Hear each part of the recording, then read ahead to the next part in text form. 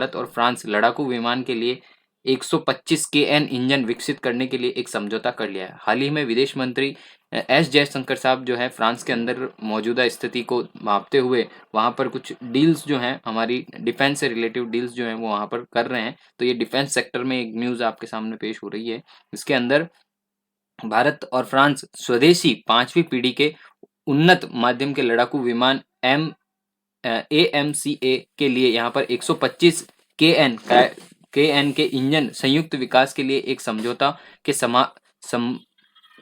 संपन्न के करीब है। यह सहयोग रक्षा अनुसंधान और विकास संगठन DRDO और फ्रांस के इंजन निर्माता सफारान के बीच में हुआ है। और इसके अंदर जो बात ये कही जा रही है, ये इंजन, इसके बारे में अगर हम कुछ चर्चा करें तो पिछले साल भारत ने संसद को सूचित किया था कि एक अंतरराष्ट्रीय इंजन हाउस के सहयोग के लिए हल्के लड़ाकू विमान LCA वेरिएंट ऑफ AMCA जैसे विमानों को यहाँ पर शक्ति प्रदान करने के लिए स्वदेशी इंजन विकसित करने का प्रस्ताव यहाँ पर रखा गया था। AMCA का प्रारंभिक डिजाइन जो है 2009 के अंदर काफी पहले शुरू हो चुका था और इसकी परिकल्पना जो है आंतरिक हथियारों के साथ में दोहरे इंजन वाले स्टेल्थ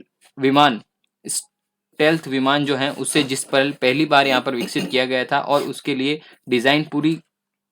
डिजाइन जो है पूरा हो गया है और 25 टन का ये विमान होगा और इसमें 1500 किलो पेलोड की आंतरिक ढुलाई जो होगी वो होगी और 6500 किलोग्राम यहाँ पर आंतरिक इंजन के साथ में 5500 किलोग्राम का यहाँ पर बाहरी पेलोड होगा। तो ये इंजन की एक क्षमता के साथ में बताया है कि किस तरह से इंजन को यहाँ पर डेवलप किया जा रहा है और विमान के निर्माण और उत्पादन के लिए योजना के एक विशेष प्रायोजन के वाहन के माध्यम से यहाँ पर बनाए जाएंगे और इसे निजी उद्योग भी शामिल होगा। मतलब प्राइवेट सेक्टर जो होगा वो यहाँ पर पूरी तरह से सहमति और देगा।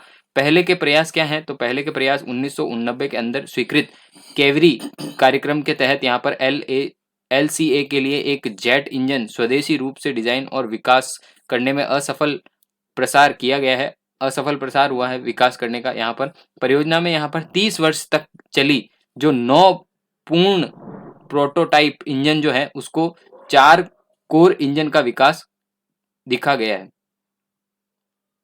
और शक्ति इंजन क्या है? जो स्वदेशी उन्नत हल्के हेलीकॉप्टर और उनके बाद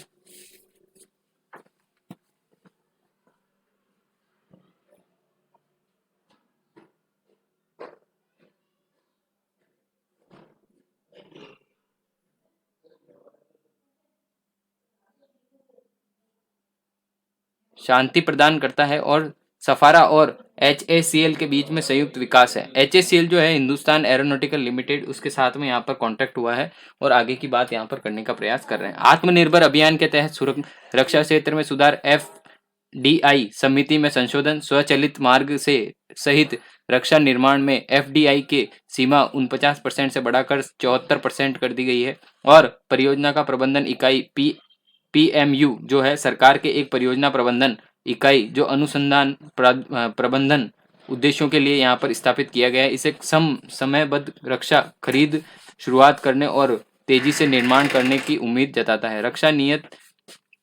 रक्षा आयात विधेयक में कमी, सरकार यहाँ पर आयात के लिए प्रतिबंधित हथियारों या मंचों की एक अनुसूचित अधिसूचना यहाँ पर जारी कर रही है। इसके तहत वो क्या चाहती हैं कि विदेशी जो सामान खरीदा जाता है वो यहाँ पर वस्तुओं को केवल स्वदेशी बाजार में ही खरीदा जा सकता है। स्वदेशी पूंजी खरीद के लिए यहाँ पर अलग बजट का प्रस्ताव यहाँ पर पारित किया है। यहाँ पर आयुध निर्माणी बोर्ड का निगमीकरण, इसमें कुछ इकाइयों की सार्वजनिक सूचियां शामिल की गई है जो निर्माता और अंतिम उपयोगकर्ता के साथ निर्माता से अधिक कुशल अंतराफलक को सुनिश्चित करता है।